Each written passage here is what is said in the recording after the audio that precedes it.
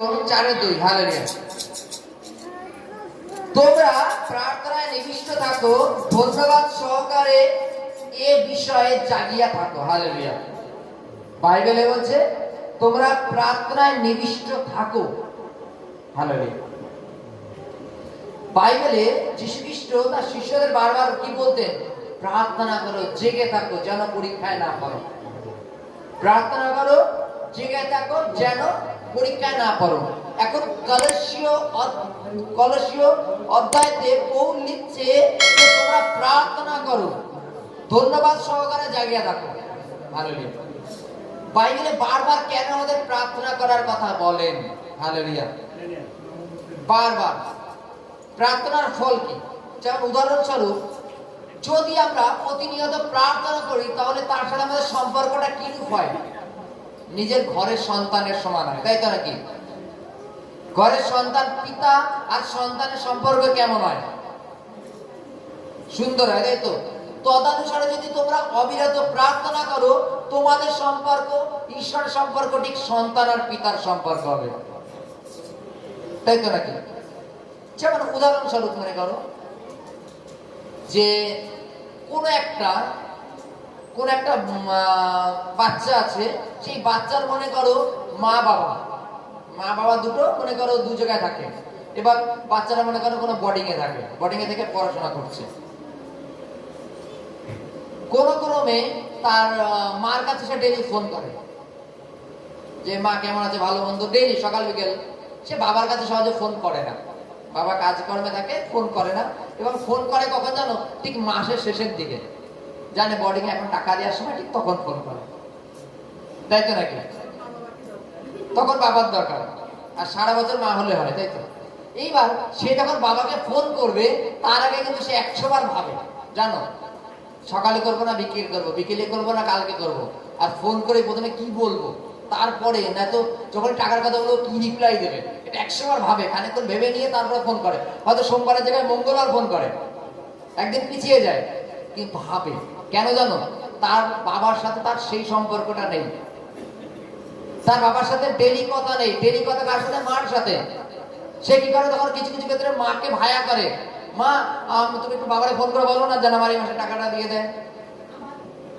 তার দাদাকে ভায়া করে, দাদা তুই একটু বল না যে আমার বাবাকে এই মাসে টাকাটা যেন দিয়ে দেয়। সে বলতে ভয় পাচ্ছে, কেন জানো? তার সাথে সম্পর্কটা নেই। হালেলুয়া।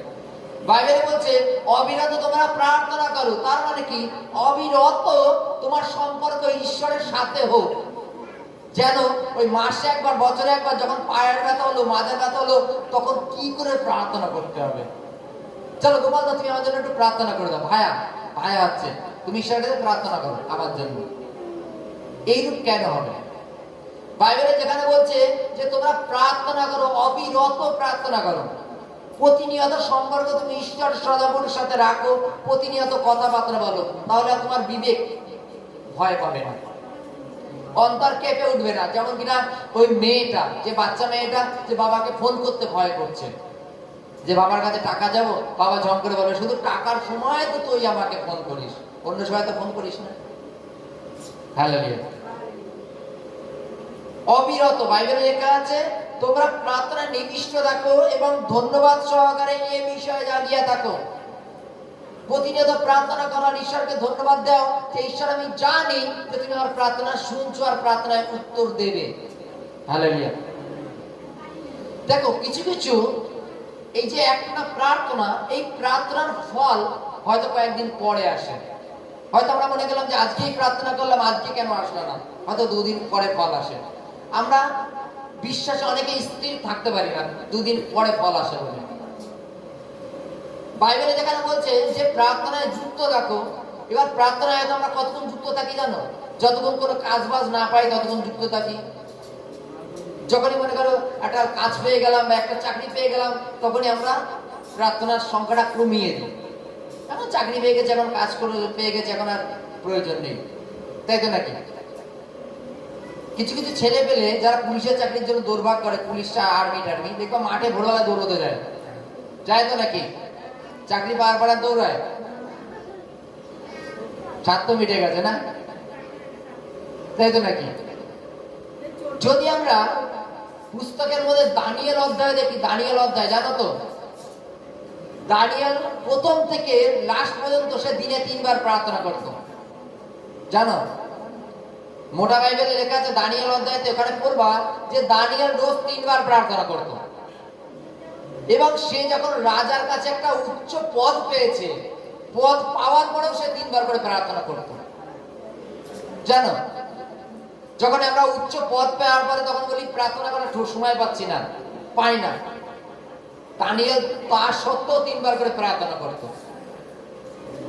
এই প্রার্থনার ফল কি? বাইবেলে লেখা আছে তোমরা প্রার্থনা নিবিষ্ট থাকিও। নিবিষ্ট থাকার ফল কি? যখন তুমি প্রার্থনা নিবিষ্ট থাকো, তোমার পক্ষে ঈশ্বর আছে কিন্তু তোমার বিপক্ষে কে আছে? শয়তান আছে, আছে তো নাকি?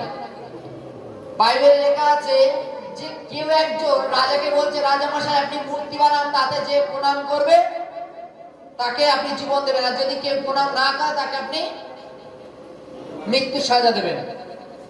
এবং সেই রাজা নবুকদ্নেছর একটা মূর্তি বানিয়েছে আর বলছে যে কেউ এটাকে প্রণাম করবে আমি তাকে ছেড়ে দেব, আর যে প্রণাম না করবে আমি তাকে মেরে দেব। দানিয়েল এটা শোনার পরেও সে 3 বার করে ঈশ্বরের কাছে প্রার্থনা করে যেত, সে প্রার্থনা থামেনি। যখন রাজা জানতে পারলো যে দানিয়েল তার প্রতিমার সামনে মাথা নত করেনি, তখন দানিয়েলকে এনে সিংহের খাদে ফেলে দিল। যে সিংহের খাদে ফেলার আগে সিংহকে কয়েকদিন ক্ষুধিত রাখা হতো, না খাইয়ে রাখা হতো। না খাওয়ানোর পরে তারা হিংস্র হয়ে যায়। এবার তার একটা খাদ থাকে, সেই খাদের মধ্যে 10-12টা সিংহ আছে। এবার দানিয়েলকে উপর থেকে ঢক করে ছেড়ে দিল। দানিয়েলকে বলছে তুমি কি এই মূর্তিকে প্রণাম করবে? সে বলছে না, তাকে খাদের মধ্যে ফেলে দিল। তারা জানতো যে খাদে পড়ার সাথে সাথে হিংস্র প্রাণীরা তাকে ছিঁড়ে খেয়ে নেবে। দানিয়েল কি করত? 3 বেলা অবিরত প্রার্থনা করত, ঈশ্বরের সাথে সম্পর্ক ছিল। তাকে যখন খাদে ফেলা হচ্ছে তখন সে ঈশ্বরের কাছে প্রার্থনা করছে, খাদে ফেলার পরেও সে ঈশ্বরের কাছে প্রার্থনা করছে। আর তার প্রার্থনার জন্য সিংহরা দূরে দাঁড়িয়েই রইল। সারা রাত সিংহ তাকে একটা লোকের আঁচড় পর্যন্ত দেয়নি। বাইবেলে লেখা আছে সকালবেলা সেই রাজা সেই গর্তের মুখের সামনে এসে বলছে, হে দানিয়েল, তোমার ঈশ্বর সদাবু কি তোমাকে রক্ষা করেছেন? দানিয়েল বলছে হ্যাঁ, ঈশ্বর সিংহের মুখটাকে বন্ধ করে দিয়েছে প্রার্থনার মাধ্যমে। হালেলুয়া। সে কি বলছে? যে প্রার্থনার জন্য সিংহের মুখ ঈশ্বর বন্ধ করে দিয়েছে এবং রাজা তাকে বের করার অনুমতি দিল এবং দানিয়েলকে বের করলো। কেন? বাইবেলে লেখা আছে তোমরা প্রার্থনায় নিবিষ্ট থাকো। ও দানিয়েলের আমলে সিংহ ছিল, এখন তার সিংহ টিংহ নেই। তার থেকে বড় প্রাণী এখন আছে, জগৎ সংসার, মন্দ জগৎ সংসার, যে কিনা তোমাকে ছিঁড়ে ফেলে দেবে। Hallelujah, hallelujah. বাইবেলে লেখা আছে তোমরা প্রার্থনা করো, প্রার্থনায় নিবিষ্ট থাকো এবং আনন্দ সহকারে, ধন্যবাদ সহকারে ঈশ্বরের কাছে সবসময় তোমরা প্রার্থনা করো। আমেন। জয় যিশু।